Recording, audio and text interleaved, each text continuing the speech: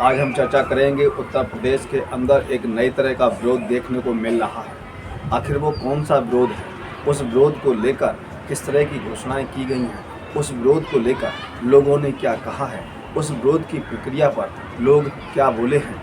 आखिर आज उत्तर प्रदेश के अंदर किस तरह की प्रतिलिपियां एक बार पुनः फिर जलाई गई हैं। जिस तरह से आपने देखा था कि कुछ समय पहले दिल्ली के जंतर मंतर पर प्रतिलिपियां जलाई गई थी, आज वही प्रतिलिपियां उत्तर प्रदेश के अंदर पुनः एक बार जलाई गई हैं। नमस्कार, मैं हूं मुकेश कोहली, आप देख रहे हैं कोहली न्यूज। तो आज हम यहां चर्चा कर रहे हैं कि आखिर जो प्रतिलिपियां जलाई गई हैं वो किस विषय की हैं, किस ग्रंथ की हैं, किस संविधान की हैं। आखिर उन प्रतिलिपियों को जलाने से उत्तर प्रदेश के अंदर भूचाल क्यों आ गया है, उन प्रतिलिपियों के जलाने से भाजपा ने आखिर विरोध क्यों जताया है, हिंदू धर्म के लोगों ने विरोध क्यों जताया है, जबकि ये प्रतिलिपियां सनातन धर्म से के संबंधित हैं। तो सनातन धर्म सभी धर्मों को मानने वाले लोगों के लिए होता है, किसी विशेषकर एक धर्म के लिए नहीं होता है। तो आज हम आपको ये दिखा रहे हैं कि और उनके ही माध्यम से आपको सुनवाते हैं कि ये किस धर्म और किस ग्रंथ की प्रतिलिपियां हैं। तो आप ये सुनिए। आप देख सकते हैं यहाँ पर रामचरितमानस की जो प्रतियां हैं उसको यहाँ पर जला दिया गया है और ओबीसी महासभा के लोग हैं जिन्होंने इस प्रतियों को जलाया है। आप लोगों ने इस प्रतियों को क्यों जलाया है?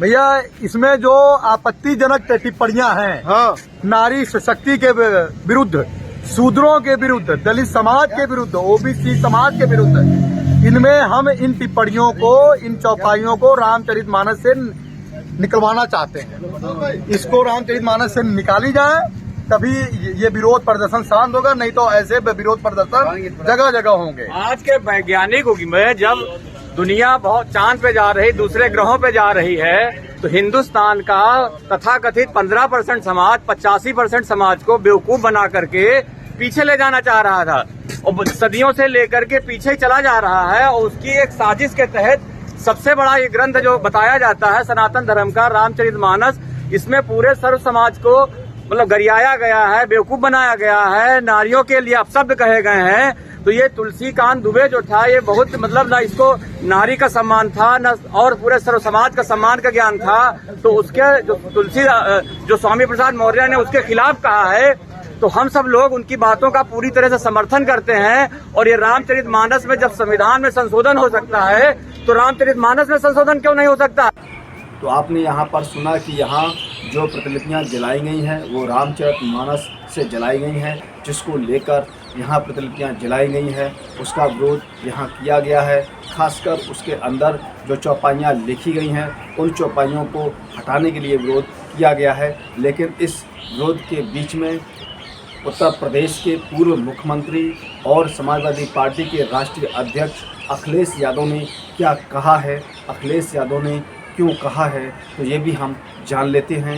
तो अखिलेश यादव का ये मीडिया में दिया हुआ बयान भी सुन लीजिए। कहा है कि मुख्यमंत्री अगर योगी न होते, धार्मिक स्थान से वहां आए होते तो शायद वो सवाल में न पूछता उनसे, लेकिन क्योंकि वो योगी भी हैं और धार्मिक स्थान से उठ करके सदन में आए हैं, वो बात मैं आपसे नहीं पूछूंगा। मैं ये कहूंगा कि वो चौपाई एक बार हमें पढ़ के सुना दो। क्या आप पढ़ के सुना सकते हो, मुझे बताओ। तो आपने यहाँ पर सुना कि अखिलेश यादव ने स्पष्ट उत्तर प्रदेश के मुख्यमंत्री यानी कि एक योगी आदित्यनाथ जी से पूछा है कि वो एक संत हैं और एक संत होने के साथ साथ उत्तर प्रदेश की गद्दी पर विराजमान हैं। क्या वो बताएंगे कि रामचरितमानस के अंदर जो चौपाई है वो चौपाई ही वो बता दें? क्या उस चौपाई को लेकर क्या विवाद है, वो कौन सी चौपाई है? अगर आपको मालूम है तो आप उस चौपाई को कमेंट के माध्यम से ज़रूर बताएं। आपने यहाँ पर देखा कि उत्तर प्रदेश के अंदर रामचरितमानस को लेकर फिर एक बार विवाद खड़ा हुआ है और ये विवाद खड़ा हुआ है समाजवादी पार्टी के नेता स्वामी प्रसाद मौर्य के बयान पर। और उन्होंने इस बयान को लेकर उत्तर प्रदेश सहित देश की महिलाओं को सुरक्षा और व्यवस्था को लेकर भाजपा को घेरा था।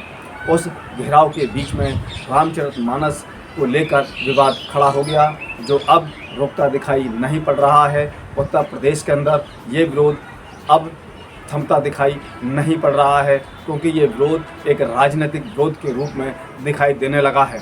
जैसा कि आपने यहाँ पर देखा, लखनऊ में रामचरितमानस की जो प्रतिलिपियाँ जलाई गई हैं, उन प्रतिलिपियों को जलाने पर स्वामी प्रसाद मौर्य के समर्थन में आए अखिल भारतीय ओबीसी महासंघ के कार्यकर्ता हिंदुस्तान का तथाकथित 15% समाज 85% समाज को बेवकूफ बना करके पीछे ले जाना चाह रहा था और सदियों से लेकर के पीछे चला जा रहा है। और उसकी एक साजिश के तहत सबसे बड़ा ये ग्रंथ जो बताया जाता है सनातन धर्म का रामचरितमानस, इसमें पूरे सर्व समाज को मतलब गरियाया गया है, बेवकूफ बनाया गया है, नारियों के लिए अपशब्द कहे गए हैं। तो ये तुलसीकांत दुबे जो था, ये लिपियां रामचरितमानस की जलाई गई हैं और इनको लिखने वाले आपने उनका नाम भी सुना, तुलसीदास। जी हाँ, उनका तुलसीदास के नाम से विश्व विख्यात हैं। और यहाँ पर उन्होंने बताया कि तुलसीदास दुबे ने ये प्रतिलिपियाँ लिखी हैं और देश की संस्कृति को वर्षों से भ्रमित करते चले आ रहे हैं।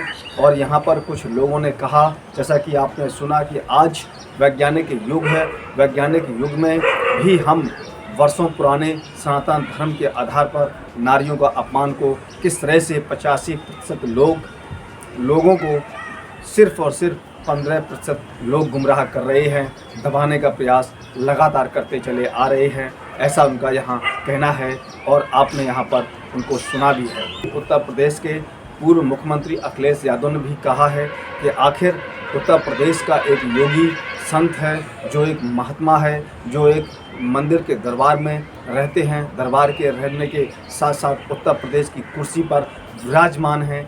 क्या वो हमें बताएंगे, क्या वो देश की जनता को बताएंगे कि रामचरितमानस के अंदर वो कौन सी चौपाई है जिसको लेकर ये धर्म ग्रंथ की कुछ प्रतिलिपियाँ जलाई गई हैं।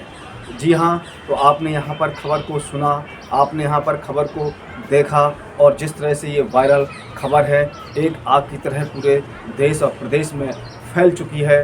और उसको देखते हुए तो आपने खबर को देखा है, इस पर आप अपना कमेंट बॉक्स में जाकर राय जरूर रखें और राय रखने के साथ खबर को लाइक करें, अधिक से अधिक शेयर करें, जिससे कि जानकारी नए लोगों तक पहुंच सके।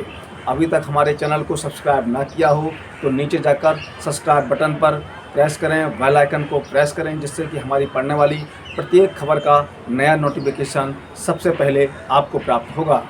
हम फिर मिलेंगे एक नई खबर के साथ, तब तक आप हमको इजाज़त दीजिए। जय भारत, जय हिंद।